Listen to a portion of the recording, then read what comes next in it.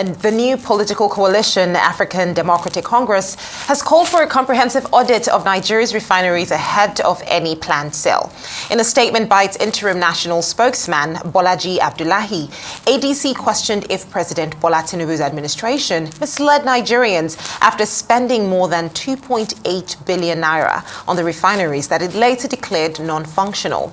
In March 2021, the Federal Executive Council, presided over by the late President Muhammadu Buhari, approved the sum of $1.5 billion for the rehabilitation of the Port Harcourt refinery in Rivers State. Arise News analyst Dayo Sobowale joins us now to discuss this and the need for more transparency in the operations of the refineries. Great to have you join us on the show this afternoon. Absolutely. Right. So let's begin with the critical issue. You know, the ADC describing selling this without a comprehensive forensic audit as premature, suspicious, and potentially criminal. How critical is it to conduct this independent audit of these expenditures before any sale, especially in terms of accountability and transparency? If indeed it is true that finally they want to sell it, well, it's a case of caveat emptor. Yes. That's the buyer beware. And I smell a rat. You see, even the person issuing the statement on behalf of the ADC was in FEC before. Yes. You get me now? So I won't say it's a case of the pot calling the kettle black. But it's a case of doing an autopsy. Yes. Because literally, to me, the refinery has not delivered on what it was meant to do all along. Although there was some enthusiasm at the beginning of the Tinubu administration that the Port Harcourt one will work. The Minister of State for Petroleum was insistent. But if now they want to sell it, it's good riddance to bad rubbish. I will not say they should do an audit. An audit is a way of ensuring compliance or deterring people from not doing things badly or against regulations of the law. This is a carcass of a refinery. There's not much to. That's why I say it's more of an autopsy. And what will we need it for? I do not think if we must sell it, let us sell it as it is and move on. You get me? The logic, the morality, and the need for it, you see, they have all been sabotaged by successive governments. And there is some sabotage, serious sabotage. But who the culprit is you cannot identify. Aside from caveat emptor, I will want government to ensure that they know who they sell it to, and that those they are selling it to do not include those who have been involved in its management. And to this stage, at which it is virtually useless and does not deliver on what it was meant to do. Let's leave it at that for now. All right, Mr. Sobowale. And if you look at it realistically, in any form of sale consideration, before being told, you would have expected an audit would have been the very first thing to do in this scenario before ADC is making this comment regarding this. But, you know, when you take a look at it again, we're looking at all the so-called turnaround maintenance they've been doing for years now. Right. It's not just this government and the previous one, but as far back as the late 90s or the successive government. Yeah. So how transparent has it been over time, especially when it comes to the issue of accountability, like you mentioned? It has never been transparent. Yeah. It has never been transparent. And you see, the damage has been done. So of what use is the audit? Do you get me? I see the refinery more as a political homicide situation. You need somebody to diagnose the cause of death and bury. In this case, it's not a burial now, it's a sale. But then, you see, I smell a rat, I say it again, that successive people in the petroleum industry have had a stake in making sure it does not work.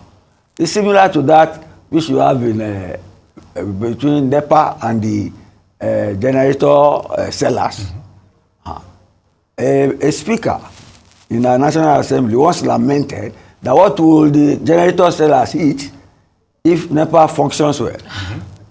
Do you get me? If it can happen at that level. And I think a similar thing is happening here. It is the interest of some people that the refineries do not function well, so that they can occupy that petroleum economic space. Yeah. And they have done it successfully. And now they are presiding over the liquidation of the refinery. So good luck to them. But I don't see government doing a thorough audit on this issue and getting any positive result. If they can still make some money out of the carcasses of the refinery, let them make it while the sun shines, and let's move on. I couldn't agree with you more. You did speak on how this could also be a political motivation from the ADC, trying to align with public sentiment, especially in the wake of trying to seemingly seem like the voice of the people, but away from the politics, because, you know, the politics would always be politics. Let's address some other issues. For instance, energy security. With the refineries that we currently have not being functional, the reality is Nigeria's prospect for local refinery still lies in the hands of the Dangote refinery. And Aliko Dangote himself have said, listen, these old refineries are like black holes. The possibility of them working are very, very scarce. They're obsolete. My question now is, for energy security, are we invariably, by possibly selling, handing over our energy infrastructure to a private monopoly, how would this secure energy infrastructure and security for Nigerians at this time? How do we avoid price fixing and the likes? We are managing the level of our energy security in spite of the refineries. You get me? In spite of the refineries? And not functioning. Okay, okay. So we have always adapted. But you see, the danger I foresaw before, but then I don't see it happening again, was that because of this climate change tendency for cleaner energy, we may be abandoning our major source of revenue. But then, with Trump on the stage now, even the US, they are literally cancelling all the effort towards cleaner energy. And they are bringing up even coal and their fossil fuel development. So that augurs well for us. Augurs well for us. It's a matter of diversification. We have always wanted to diversify from the mono economy. So that is still in place. It's not as if we will not be involved in the cleaner energy pursuit. We go ahead with that, with the incentives offered, but which are, they are in peril now with the war, that the protection, economic protection war that Trump is unleashing on the world at large. Yeah. So, we have survived without the refineries. Inshallah, we shall survive. Yes. Well, what are the issues about economic security as well? The inherent issues regarding a monopoly of having just one major refinery functional, and looking at, should the government now hands off if it is true that these refineries will be, you know... It's a cost-benefit situation. They do a cost-benefit analysis. I am fed up with the fits and starts of these refineries. And the sooner we get rid of them, the better for us. You get me? So we look for an alternative plan. If we are, if we are privatizing, let us privatize. Yes, that's the Let us make up our mind to privatize and monitor. Because invariably when you privatize, you don't monitor. And then you don't reap the benefits of the privatization. There's no efficiency. There's no delivery on targeted services. If we want to, let's just make up our mind. As it is opposition. Suspecting government wants to do this. And the opposition was the government yesterday, now in opposition today. Yeah. So let the government make a statement categorically on its intent, and we'll see how we move on from there. Then the real discussion will start. Yeah. You know, I would even like you to expand on what you've just said. Like, we've survived without, and we can continue to. Right. But if we take things back to PIA in 2021 briefly now, the removal of the subsidy was dependent on the fact that there's as we move forward, we will begin to locally refine and prices would easily drop. But that has not been the reality. So when you say we have been surviving, would you truly say Nigerians have been surviving without it? And then they can continue to survive, considering that the prices really have, if anything, skyrocketed, and obviously we're not going back to any form of subsidy. We have to do go into some economic history.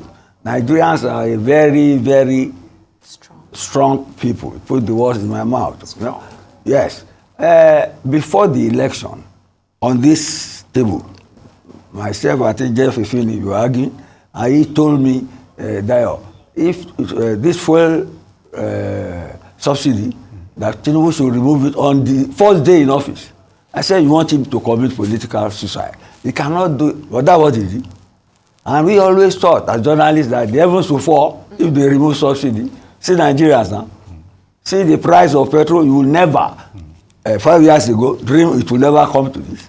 And people are saying, plowing their cars are going about. So we are a sturdy lot. I won't say queer sort of people. Right. You are just Nigerians, that's all. Indeed. On that note, Mr. Dayo Sobowale, Arise News analyst, many thanks for your thoughts on these issues.